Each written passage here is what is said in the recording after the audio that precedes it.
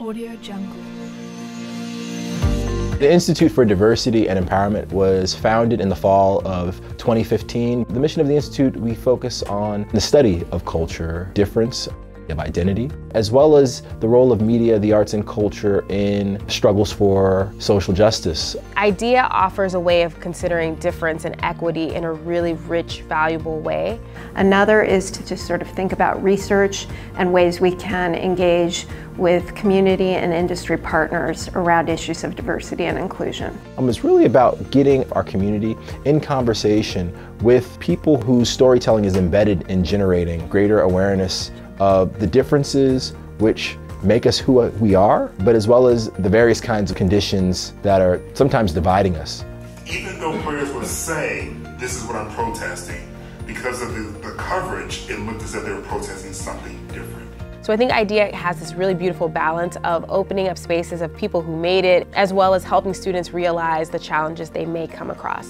One of the things your shows have been known for, number one, is introducing us to especially actors of color in an industry where in many ways you don't see them reflected in complex, textured ways. It's important to have different voices in the room. It's important that your writer's room have everybody. Women, gay writers, trans writers, get them in the room. Events, programs, curriculum allow us to find important intersections.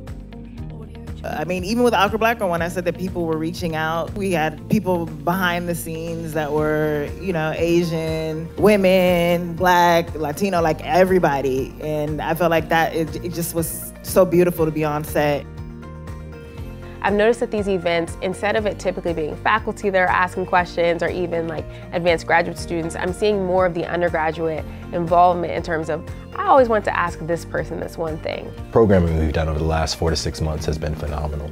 I mean, we brought in different kinds of content makers, media activists, social justice warriors.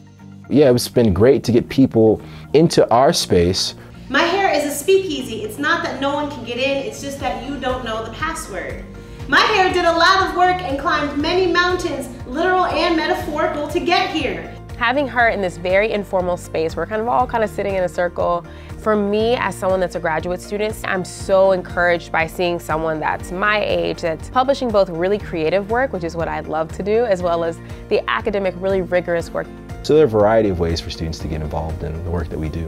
For 3 summers, we've held a Summer Institute. Summer Institute for Difference brings graduate students from throughout the country who are doing research to share their work, to workshop their work, and to get feedback. Another initiative that we partnered with, too, is with Annenberg Connects in terms of the Annenberg Youth Academy, where you have 26 high school students who are taking courses for 3 weeks. So they spend time thinking about big ideas and thinking about them in a macro way, like societal, but also in a really micro way. How does this apply to my own life? We can't wait on others to fight the battles that need to be fought, especially in terms of representation. Storytelling is a key tool and resource in terms of doing so.